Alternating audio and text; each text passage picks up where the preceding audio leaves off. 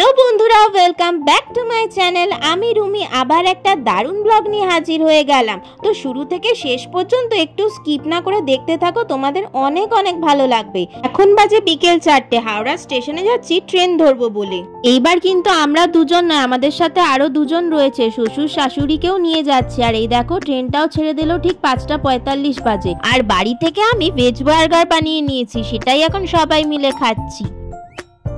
গল্প করতে করতে রাত 8টা বেজে গেল। আর আমি এখন কেশবকে খাইয়ে জামা কাপড় চেঞ্জ করিয়ে ঘুম পাড়িয়ে দিলাম। তো এখন আমরা ডিনারটা সেরে নিচ্ছি। শাশুড়ি মা পোলাও বানিয়ে নিয়ে এসছেন আর আমি আলুর দম, তো সেটা দিয়েই এখন পেট পুজো হচ্ছে। শাশুড়ি মা কিন্তু পোলাওটা দারুণ বানায়। খাওয়া দাওয়া শেষ, এখন দেখো সায়ন টাটা করছে, কারণ আমরা এখন ঘুমিয়ে পড়বো। আর ওই দেখো কেশব ঘুমাচ্ছে আর আমিও শুয়ে পড়ি। কাল সকালে আবার তোমাদের সাথে কথা হচ্ছে। Good night.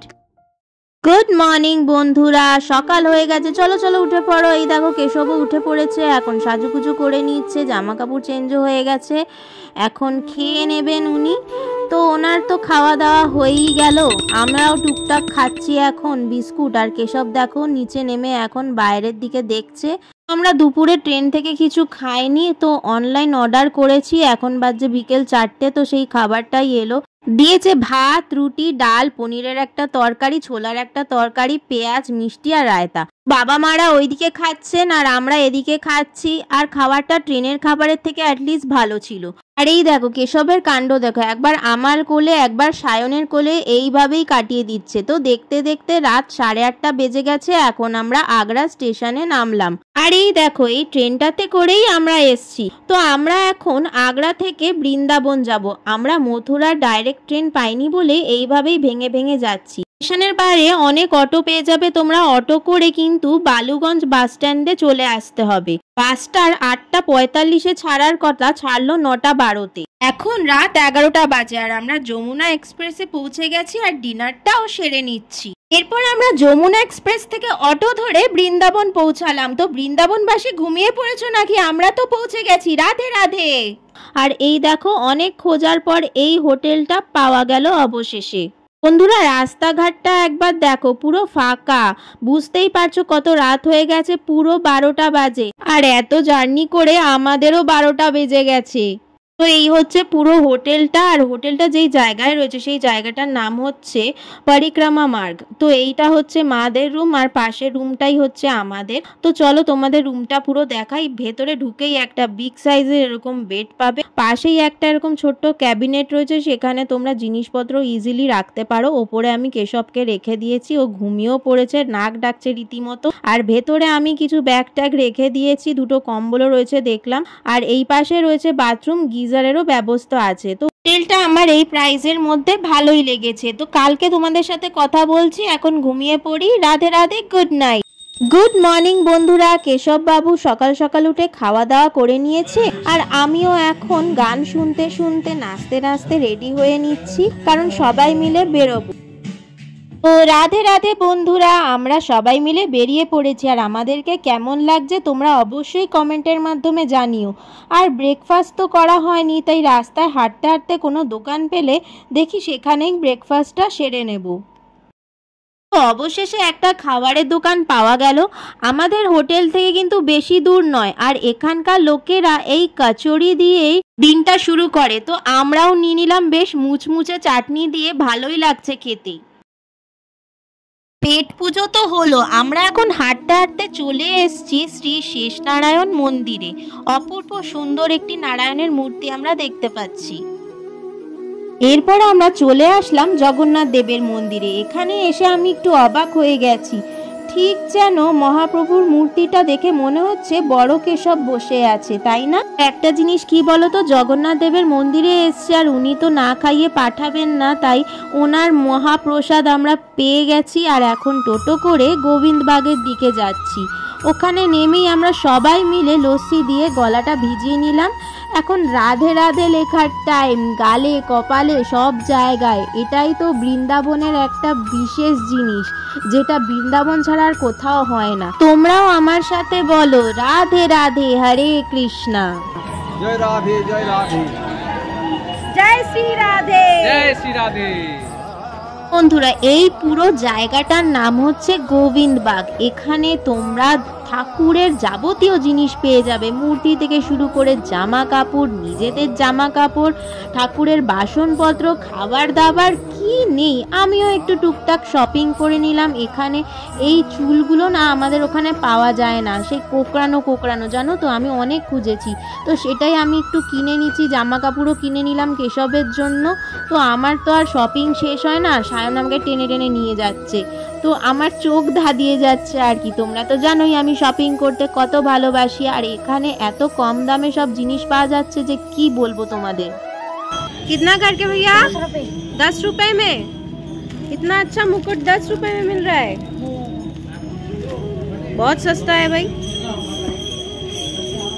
তোমরাও এখানে এসে মন খুলে শপিং করো, ট্রাস্ট মি গাইজ, এরকম সস্তা আমাদের কলকাতায় তোমরা পাবে না। আমরা এখন নিধিবনে চলে এসেছি গোবিন্দবাগ থেকে একটুখানি, আর নিধিবনের এইটা হচ্ছে গেট, আর ভেতরে ঢুকেই তোমরা এরকম জুতো রাখার জায়গা পেয়ে যাবে। আর এই ডালিগুলো কিন্তু তোমরা রাধারানীর জন্য নিয়ে যেতে পারো। আর আরেকটা জিনিস মাথায় রাখো, বৃন্দাবনের বাদর কিন্তু নাম করা বাদর, ওরা চশমা, মোবাইল, হাতে খাবার যা দেখবে ছো মেরে নিয়ে যাবে। বিশেষ করে চশমার সাথে ওদের যে কি শত্রুতা জানি না, ফ্রুটি না দিলে কিন্তু ছাড়ে না। তো এই হচ্ছে ঠাকুর, তোমরা দর্শন করে নাও। ক্যামেরা অ্যালাউ নেই, তাই লুকিয়ে লুকিয়ে তুলেছি অনেক কষ্টে। বন্ধুরা এই পাশে একটা কুয়ো রয়েছে, কতটা ডিপ, আর এই দেখো বিচ্ছুগুলো কেমন দৌড়ে বেড়াচ্ছে। বন্ধুরা এই পাশে কিন্তু রংমহল রয়েছে, যেখানে কিন্তু ক্যামেরা একদমই অ্যালাউ নেই, তাই তোমাদের দেখাতে পারলাম না। বাকি পুরো নিধিবনটা তোমাদের ঘুরে দেখালাম, অবশ্যই জানিও কেমন লেগেছে। বন্ধুরা এখানকার মন্দিরগুলো এতটাই কাছাকাছি ডিস্টেন্সে রয়েছে যে হেঁটে হেঁটেই সবকিছু দেখা যায়। তাই এখন আমরা চলে এসেছি যমুনার ঘাটে, আর এত সুন্দর দৃশ্য যে এখানেই মনে হচ্ছে দাঁড়িয়ে থাকি কিছুক্ষণ। কি সুন্দর দেখো, ফুল দিয়ে প্রদীপ দিয়ে সাজানো, 10 টাকা করে।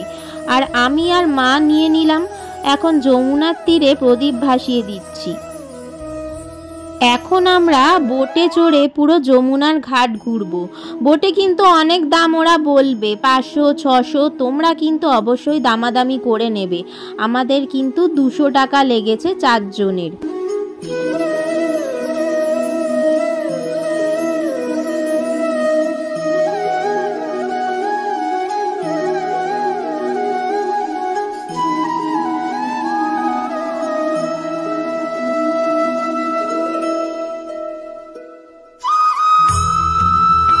ঘুরতে পাশের একটি দোকানে চলে আসলাম, আর এখন সায়ন ওই দোকান থেকে লস্যি খেয়ে নিচ্ছে।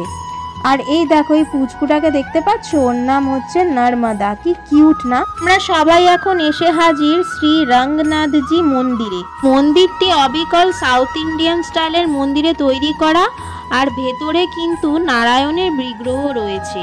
আর পাশেই এমন একটা ঘরে পুতুল দিয়ে শ্রীকৃষ্ণের পুরো জীবন কাহিনী তুলে ধরা হয়েছে। এখন আমরা চলে আসলাম গোপেশ্বর মহাদেব মন্দিরে। আমরা গোপীনাথ মন্দিরে চলে আসলাম, কিন্তু এখানে ক্যামেরা অ্যালাউ নেই বলে তোমাদের দেখাতে পারলাম। তারপর আমরা শ্রী রাধারমন মন্দিরে চলে এসেছি। তো চলো ভেতরে যাওয়া যাক। বৃন্দাবনের অলিতে গলিতে এত এত মন্দির যে তোমরা দেখে শেষ করতে পারবে না। এই নিয়ে আমার কিন্তু সেকেন্ড টাইম আসা বৃন্দাবনে। আর এখন পাশেই একটা রাধাকৃষ্ণ মন্দিরে আমরা বসে কীর্তন শুনছি, আর ওখানে আমার শ্বশুরমশাইকে খোল বাজানোর অনুরোধ করা হয়েছে। তো এইভাবেই আমাদের ঘুরতে ঘুরতে ঠাকুর দর্শন করতে করতে প্রথম দিনটা কিভাবে কেটে গেল বুঝতে পারলাম না। আর হোটেলে ফেরার পথে কেশবের জন্য কিছু নিয়ে যাব না তা কি হয়, তাই জন্য গাজরের হালুয়া নিয়ে গেছি। তো চলো তোমাদের সাথে কালকে সকালে আবার কথা হচ্ছে। Radhe Radhe, good night. Good morning বন্ধুরা, রাধে রাধে। আজকে হলো বৃন্দাবনে আমাদের দ্বিতীয় দিন। তো বেশি দেরি না করে সকাল সকাল সবাই মিলে রেডি হয়ে বেরিয়ে পড়েছি বাঁকে বিহারীর মন্দিরের উদ্দেশ্যে। ওখানে কিন্তু সকাল থেকেই প্রচুর ভিড় হয়। তো অটো করে আমরা পৌঁছে গেছি, আর ঠাকুরের জন্য ফুলও নিয়ে নিয়েছি পুজো দেবো বলে। আর ভিড়টা একবার দেখো বন্ধুরা, দেখলেই একদম মাথা খারাপ হয়ে যাবে। কি বলবো তোমাদের, রাধারানীর অশেষ দয়ায় আমরা মন্দিরের ভেতরে প্রবেশ করতে পেরেছি ভিড় ঠেলতে ঠেলতে। আর ঠেলাঠেলির মধ্যে অনেক কষ্টে ঠাকুর দর্শন করে বেরিয়ে এসছে, আর গলা পুরো শুকিয়ে গেছে।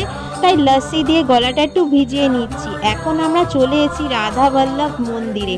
এখানে কিন্তু অপূর্ব সুন্দরভাবে শ্রীকৃষ্ণের মূর্তিটি সাজানো রয়েছে।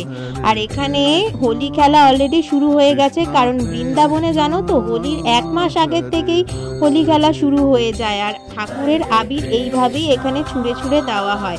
তো অসাধারণ লাগছে এখানে এসে, তোমাদের ভাষায় প্রকাশ করতে পারবো না কি ভালো লাগছে। রাধে রাধে।